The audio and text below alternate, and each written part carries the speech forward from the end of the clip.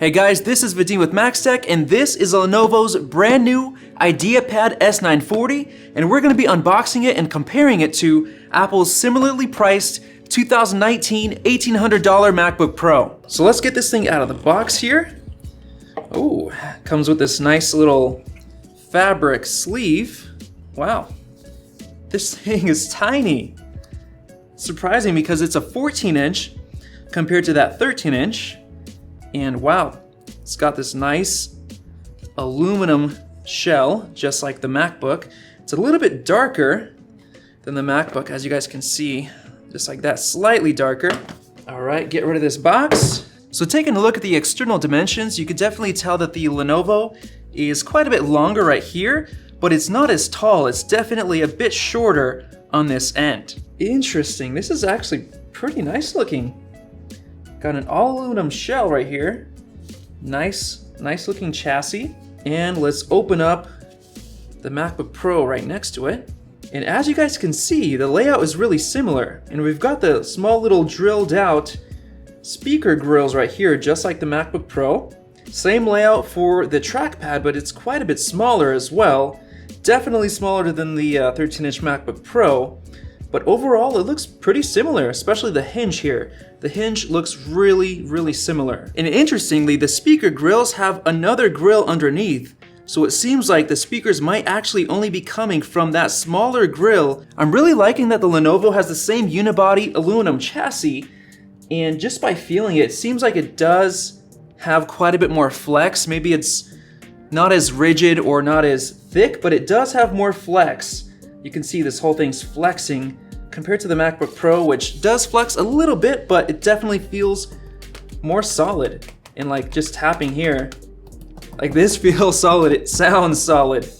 And you could just hear a little bit of stuff like vibrating in there. And on the outside, I'm really loving this small little subtle Lenovo logo here. It's really nice and clean. I like that they chose to do this kind of style of branding on it, and looks like we've got, this might be for the speakers right here, this tiny little grill on both sides.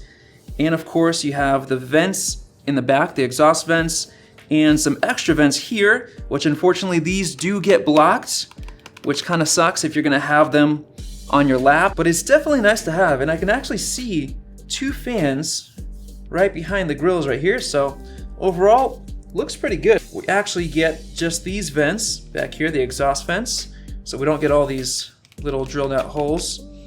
And we do actually get some side vents right here, these really slim profile vents right there. So while I'm setting the IdeaPad up, you guys can see the specs on your screen right now. The IdeaPad is 14 inches, it actually has a 4K display, and it comes with an i7 quad-core processor compared to the i5 in the MacBook Pro. And I'm trying to set this up, but it seems like the battery is dead, and that's something you get a lot with Windows laptops. It comes shipped with a dead battery. So before I plug it in, I want to show you guys the ports on both of these guys.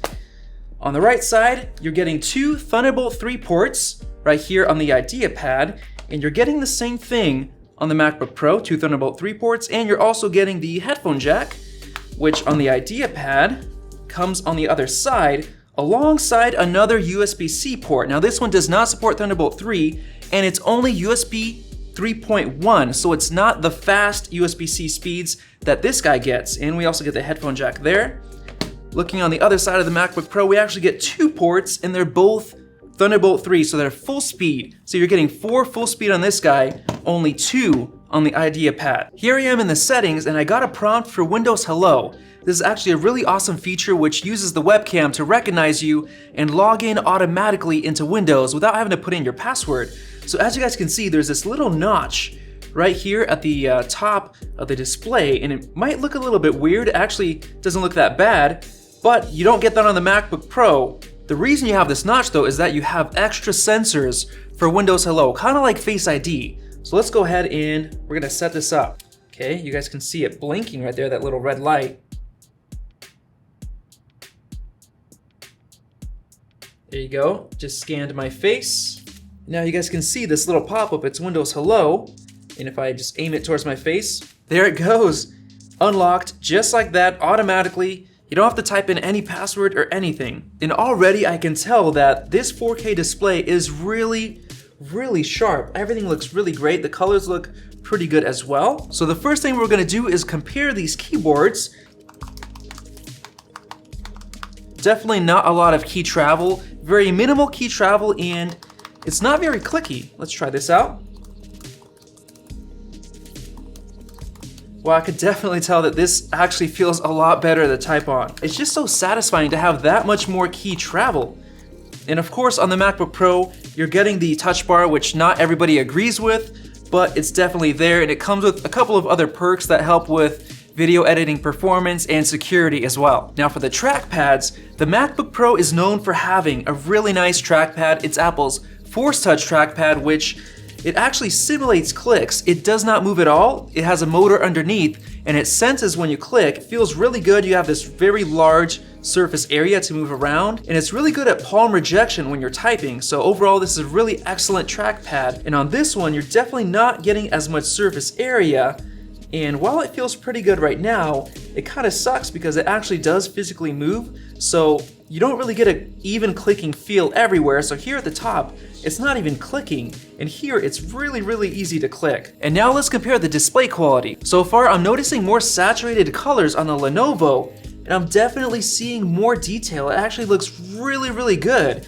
Looking at the MacBook Pro, it actually looks a little bit soft just because you're comparing it to the 4K display on the Lenovo. And just looking at it, it looks incredibly detailed, super, super sharp. This display is definitely really nice, definitely better than the MacBook Pros. But one thing I noticed is that it's a bit oversaturated, so it's not as true to life as the MacBook Pro, which is very, very color accurate. And while playing the video, the MacBook Pro's Wi-Fi connection was definitely struggling to keep up, while the Lenovo was doing just fine, buffering the video as it goes along in real time. And here you guys can see what I'm talking about with the aspect ratios. The MacBook Pro can fit more information on the screen while browsing the web, so it's definitely a better experience compared to the more widescreen 16:9 aspect ratio of the Lenovo. So with the displays out of the way, let's jump into a quick speaker comparison test.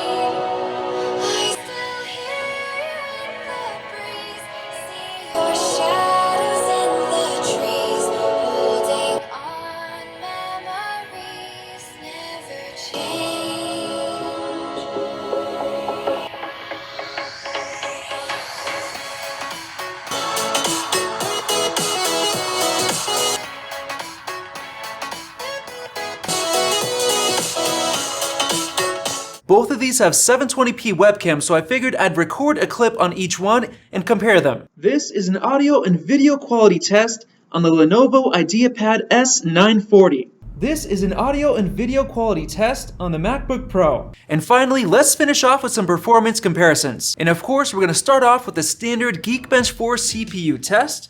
So I've got the results, and I'm really surprised because even though the Lenovo has an i7 quad-core processor, it's a lot slower. As you can see, we're only getting about 13,400 multi-core score on the Lenovo and 18,500 on the MacBook Pro. That's actually a really huge difference. And with that, let's jump into the graphics test. For some reason, every time I try this test on the Lenovo, it just keeps canceling out and it doesn't finish. So I looked up the score online, and the difference that we're seeing between these two machines is actually quite big. I'm really impressed with the performance of the MacBook Pro yet again, in graphics as well. And finally, we're gonna go ahead and run Cinebench R20. The test just finished, and once again, we're seeing a massive difference between these two. We're getting 1807 points on the MacBook Pro and only 1168 on the Lenovo, and that's a massive difference. I'm not sure why it's getting such a low score for being an i7 compared to the i5. So overall, after testing all these things with these two machines, I can definitely tell you that the MacBook Pro is the clear winner in so many different areas. And this is what happens when you get a Windows laptop that decides to use a unibody aluminum chassis just like the MacBook Pro. It gets a lot more expensive. They both retail at $2,000. But as we've just seen, the performance is much better on the MacBook Pro. The speakers absolutely destroy it. The trackpad is top of the line, destroys it. Now the display is better on the Lenovo. What's also nice is that you get Windows Hello, which is really nice here, and the keyboard definitely feels better.